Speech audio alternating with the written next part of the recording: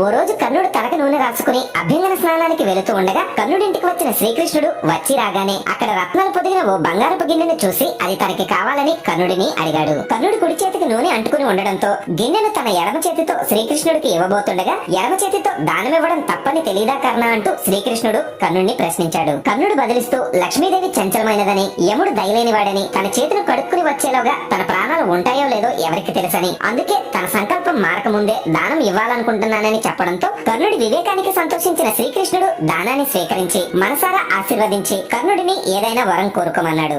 దేహి అని అడుక్కోవడం ఎంత కష్టమో, నాస్తి అని లేదని చెప్పడం అంతే కష్టమని, నీచమని, కాబట్టి ఈ జన్మలోనే కాదు ఏ జన్మలోనైనా దేహి నాస్తి అనే పదాలు తన నోటి నుండి రాకూడదని కర్ణుడు శ్రీకృష్ణుడిని కోరడంతో శ్రీకృష్ణుడు తదాస్తు అన్నాడు. మంచి పనులు ఆలస్యం చేయకుండా అనుకున్న వెంటనే చెయ్యాలి అని, ఆలస్యం చేస్తే అమృతమే విషమవుతుందని శ్రీకృష్ణుడు ఈ సంఘటన ద్వారా లోకానికి చాటి చెప్పాడు.